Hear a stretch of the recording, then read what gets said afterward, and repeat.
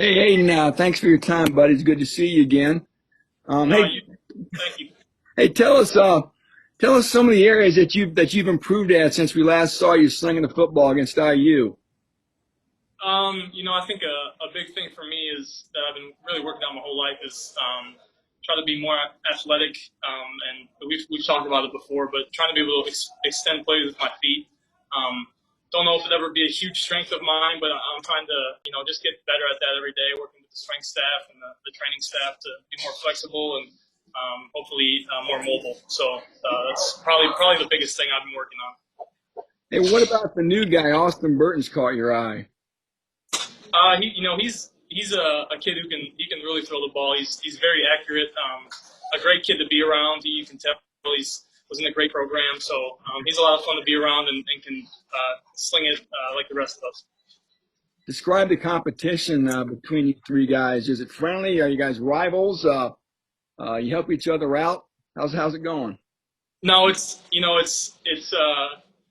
all friendly and from the outside in, you could probably think that it's rivalry and it's cutthroat, but in reality we're all friends. And when you meet with people, when you lift with people and go out to practice, you can't help but become friends, and that's what's happened in the room. So we're just a group of guys who love the game and all becoming friends and working towards a common goal.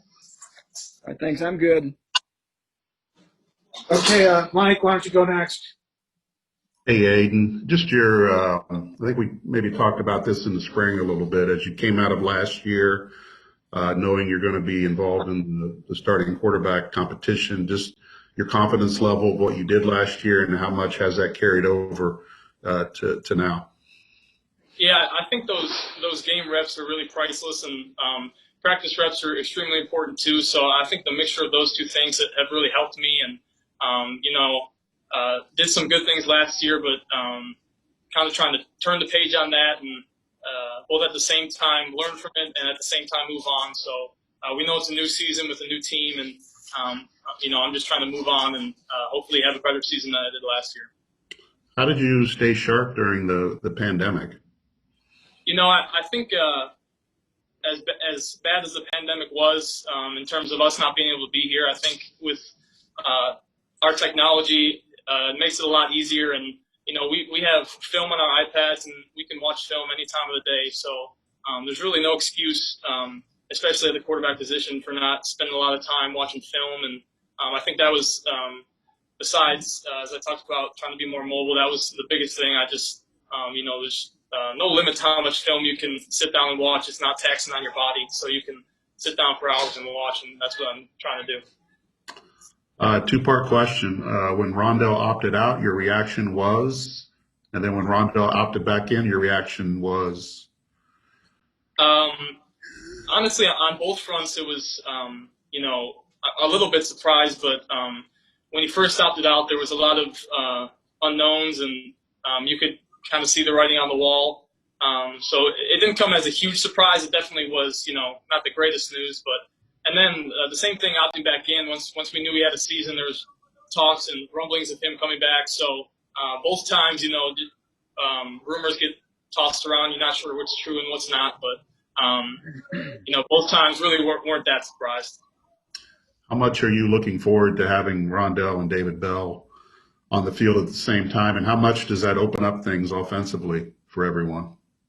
Yeah, I mean, there's a reason that the people are saying they're the best combo in the country. They're just both dynamic and both people who can get open one-on-one or know where to find the soft spot in the zone. So they're just both really talented kids, and maybe even more than that, really smart kids, kids that know what we're trying to do offensively and are unselfish. So it's just we're all really excited to have both of them. With both those guys on the field, what other areas of the offense will have the ability to maybe take a step forward, whether it be the running game or getting the tight ends more involved or something else? Yeah, I think, beyond their obvious playmaking ability, because we know they can make plays, hopefully that, makes the defense play softer and we're able to run the ball better, like you said, maybe some tight end routes underneath. We're just trying to be an offense that can do a lot of different things and be pretty dynamic. So and like we talked about, those could be, if used right, the best 2 playmakers or best 2 decoys in the country. So, we're just excited about it. How's the offensive line holding up so far? They're doing well. They're a group of guys that just love to work and just hard-nosed guys who are going out there every day and just trying to get better. And that's all we're trying to do, just put pennies in the jar and be better today than we were yesterday. So I'm proud of that group. I love that group, and it's good to see the strides they're making. You talk about the running backs and kind of the strides that they've made. King got a lot of action last year, Xander, but you also got a freshman who I think everyone expects to contribute at some point. But kind of how do you evaluate what's going on with the running backs right now? Yeah, I think they're a smart group of guys that, like I said, a group of guys who just love to work, and I think Coach Barkley's doing a great job with them. And I'm just excited for a bunch of those guys to be able to be in there and get reps because they have the talent, and we're just trying to really get on the same page with them and make sure offensive line, receivers, quarterbacks, running backs, tight ends are all on one page. All right. And he's got about 3 minutes left. I'd like to at least give Hannah a chance to ask. Yeah. Thank you. Go ahead, Hannah. Thank you. I really appreciate that. So, Aidan, how do you plan to use what you learned last season to help you this season? Yeah, it's kind of like I mentioned. Those game reps are really priceless, and when you're thrown in there and thrown into the fire, you learn a lot of things on your feet. You learn, it's not practice. You don't. A lot of times in practice, you know the plays you're going to run before you run them. In the game, it's the coach is going to call whatever he sees fit. You got to know the play, know the coverage, and execute it. So I think those game reps were great for me and my learning, and they're just huge. And I also got to ask, how are you feeling going into what will definitely be a very unique and very memorable season? Yeah, I think it's going to be weird for everyone. It's not just for Purdue and our team. It's for every team we're going to play. It's going to be a change. So I think whatever team can just kind of roll with those punches and guys that just love the game. That's really what's going to determine what team is going to be successful and whatnot. So we're excited. We'll play wherever. We're just excited to be out there. Thanks. Okay, you got another one, Carm? Yeah, I was just going to ask this: the idea of playing with no fans or a few hundred people in a 60,000 seat stadium, and how do you prepare for that?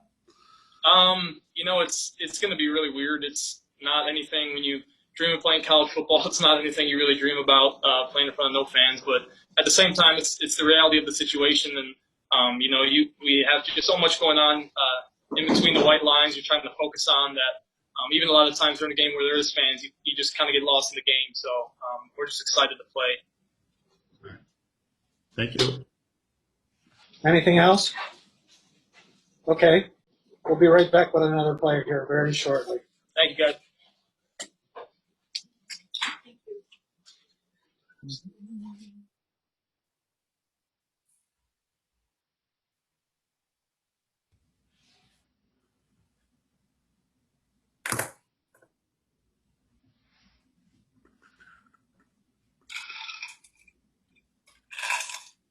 Ready? Yep. Okay, we've got Jack Plummer here. Mike, why don't you start us off this time? He looks familiar. So, how do you?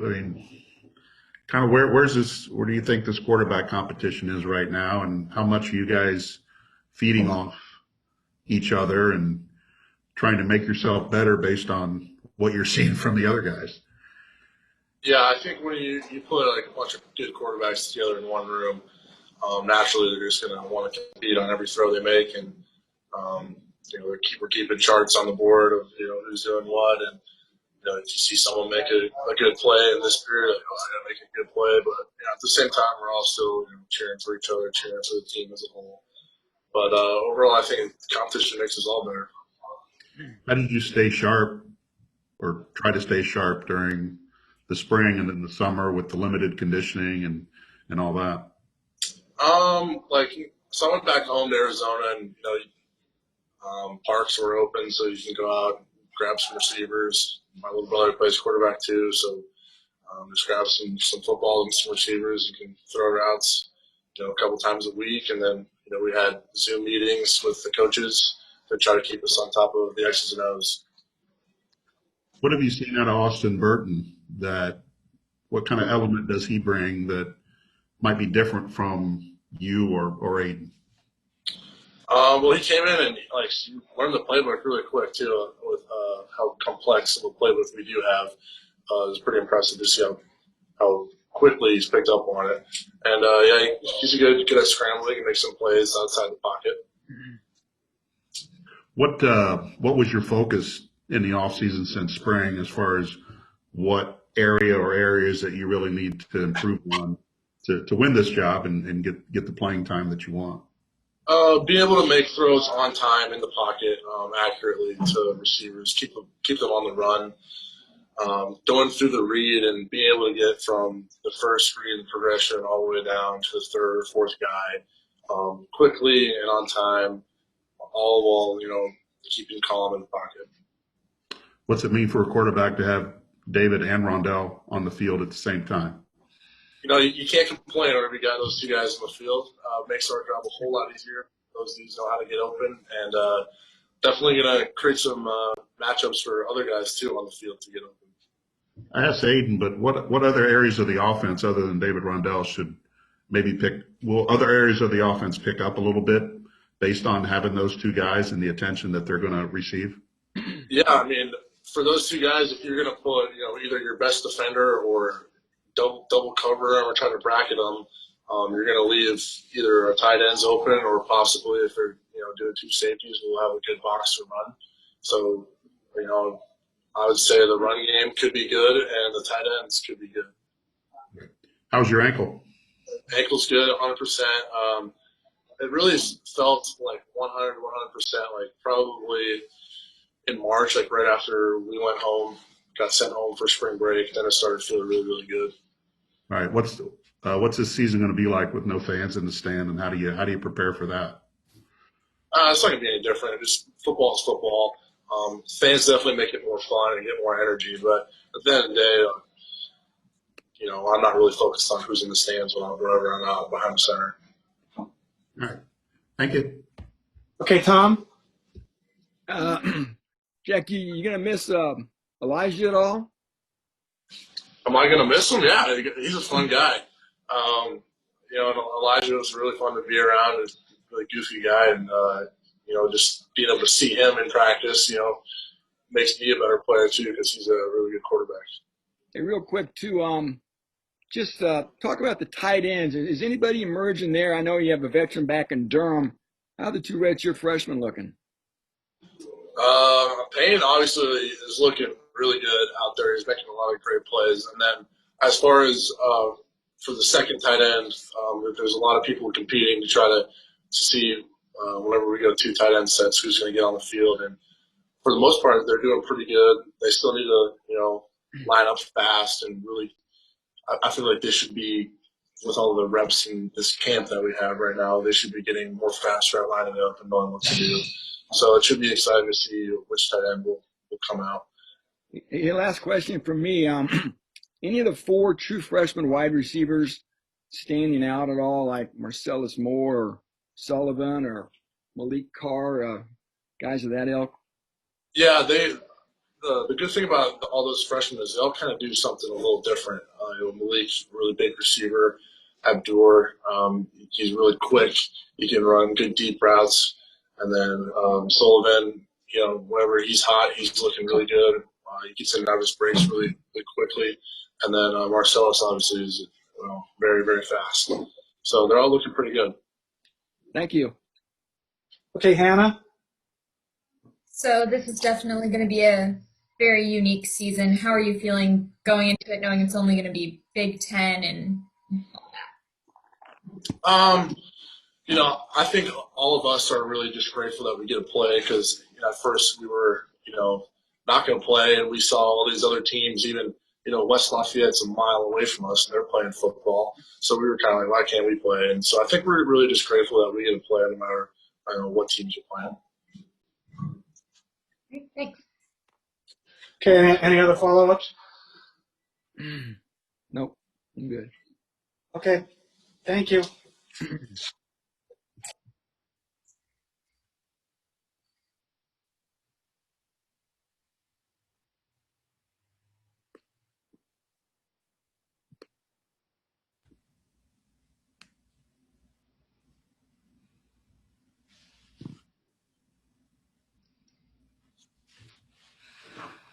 Okay, we've got Austin Burton here for you. Tom, why don't you lead us off this time?